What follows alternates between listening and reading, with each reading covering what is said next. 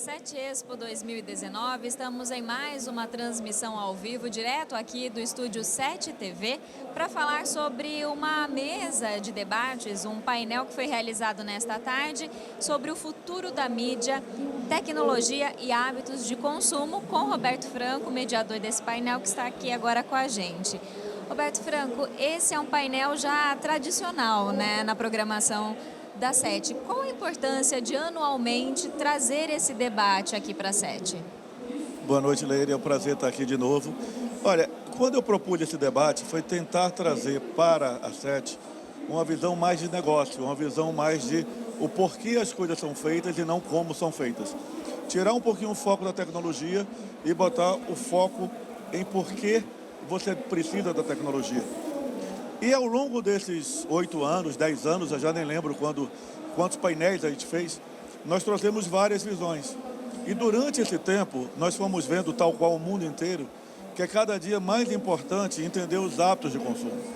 Porque, no final, não são as pessoas que se adaptam à tecnologia, é a tecnologia que se adapta às pessoas. Então, são os hábitos de consumo que acabam moldando a tecnologia. Então, o que a gente busca aqui é mostrar quem vem à feira, mostrar quem vem ao congresso, que vai ser contaminado por uma série de tecnologias, de novidades, de inovações, para que elas tenham um olhar reflexivo e crítico para entender o seguinte: o que é que isso agrega ao meu negócio? O que é que isso agrega ao meu provimento de serviço? E o que eu brinco sempre, em vez de pensar em high-tech, high technology, pensar em high touch, pensar em aumentar a experiência do consumidor através da tecnologia. Então esse painel, ele visa isso, ele vem mostrando ao longo do tempo uma série de insights, uma série de achados, que vem se confirmando cada vez mais e comprovando justamente isso. As tecnologias que agregam valor percebido pelo usuário se desenvolvem. Aquelas tecnologias, apesar de fantásticas, encantadoras do ponto de vista tecnológico, mas que não olham a demanda real do usuário, desaparecem. Então, eu acho que essa série histórica traz uma coisa muito boa da gente entender o processo e, ao mesmo tempo, eu acho que esse painel é muito interessante porque ele traz uma visão que está com um foco grande no momento do evento, um pouquinho distinta, mas, ao mesmo tempo, rica para que se entenda o que está vendo. E neste ano você fez questão de compor um painel global, né, para trazer visões de diferentes partes do mundo, principalmente em relação a como os distribuidores estão se organizando, né? Eu queria que você contasse para a gente essa proposta, né? O que de informações nesse sentido o painel agregou? O que é a proposta do painel é justamente trazer a visão mais holística, mais aberta, mais diversa. A ideia não é ter convergência, a ideia não é ter conclusão, a ideia é ter diferentes visões e abordagens. Então, cada ano eu procuro trazer pessoas de distintas áreas, de distintos pensamentos, de distintas crenças. Esse ano nós fomos muito felizes. E na abordagem, como a gente está falando de hábito de consumo versus tecnologia, o que eu busquei? Busquei trazer uma pessoa, que aí foi a Georgia Jordan, da Kagan S&P, em que é uma companhia que estuda o mercado de mídia no mundo inteiro. E ela trouxe justamente como essas companhias de telecomunicações estão se organizando mundialmente para atender essa nova demanda. Estados Unidos, Europa e inclusive Ásia.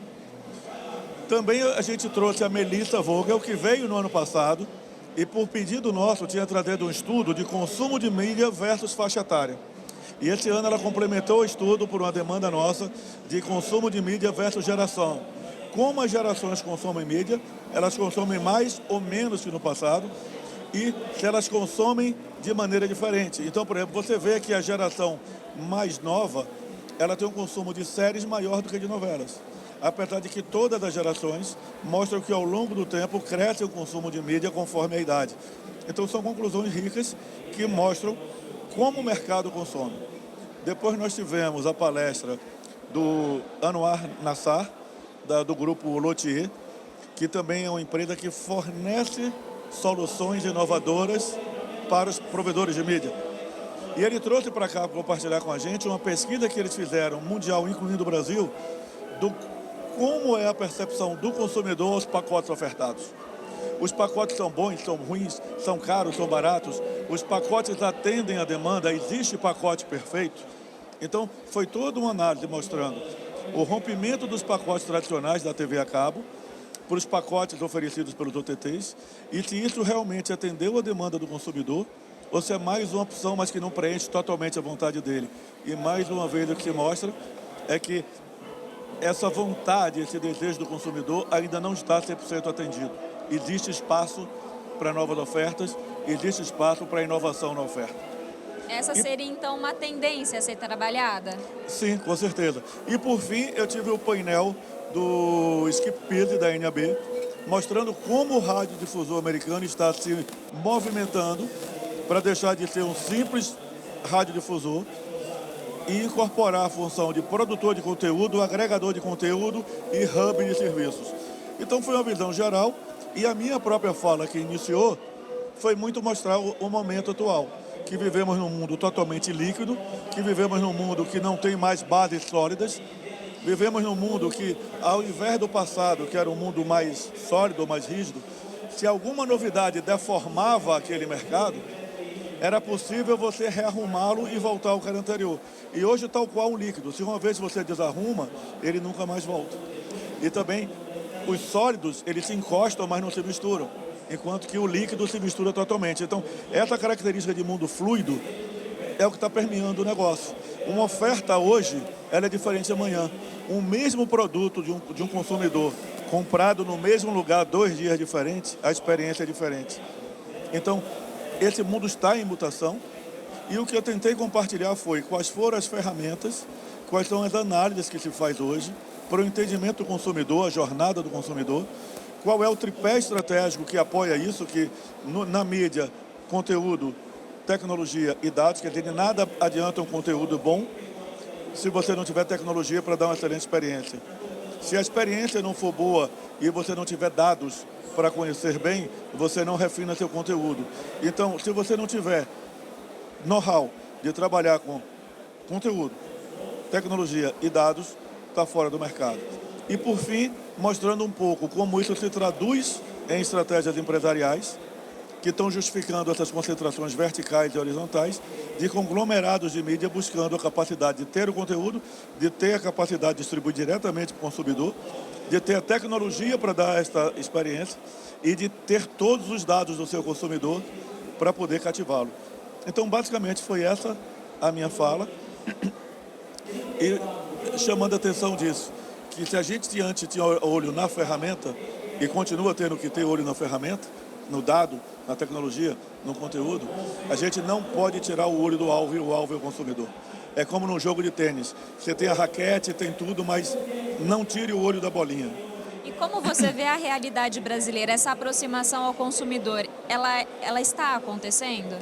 Você vê totalmente nos discursos e propostas estratégicas do SBT, da Globo, da Record, de outras emissoras. Qualquer lugar que você veja algum pronunciamento de uma dessas empresas em seus planos estratégicos, isso está consumidor no centro, conhecimento do consumidor, investimento em conteúdo, investimento em tecnologia e investimento em dados.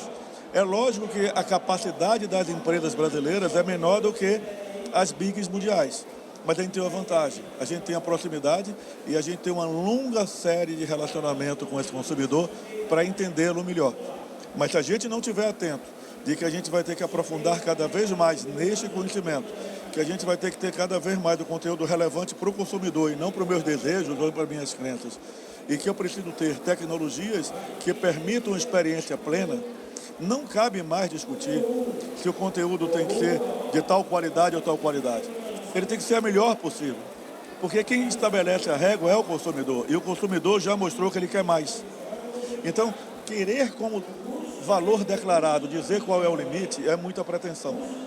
Então, esse ciclo vai se manter, as empresas brasileiras estão antenadas. Agora, o que nós precisamos no Brasil como um todo? Nós precisamos de capacidade de investir, nós precisamos de estabilidade para investir, nós precisamos de clareza de regras e nós precisamos, muitas vezes, de algum incentivo ou estímulo para poder competir com outros países que têm mais recursos e que têm toda uma cultura e políticas de estímulo muito agressivas. Ou seja, é toda uma mudança na cultura e na cadeia de produção, né? E veja, na hora que a gente vem para um milênio, para uma economia que se diz que o conteúdo, a informação é o novo petróleo, o seu problema começa da educação ao fim de vida. Porque se você não tiver consumidores educados, que não saibam consumir, você não tem mercado. O produto conteúdo, o produto informação, o produto conhecimento, ele só pode ser conhecido por quem é capaz de consumir. Se você não tiver essa educação de consumo de mídia, de consumo de informação, de aprender a distinguir o que é informação do que é barulho, né? Você vai viver esse fenômeno de fake news, você vai viver uma série de problemas que, em vez de trazer benefícios à sociedade, traz malefícios. E limita quem provê os serviços aqui ao tamanho de mercado. Se você tem uma população que parte dela é capaz de consumir produtos de qualidade, você tem um mercado do tamanho dessa parcela. Tá certo, Roberto. Muito obrigada por esse bate-papo. É sempre um prazer conversar com você aqui na 7. Obrigado, um prazer. É difícil a gente passar certas coisas tão rapidamente, mas assim, muito feliz de estar aqui. Eu acho que o trabalho que vocês fazem de difundir é muito grande. Como eu disse, de nada conteúdo ser rico se você não conseguir espalhá-lo. Então, parabéns, obrigado e votos para que estejam aqui para o ano novamente. Com certeza, nós que agradecemos.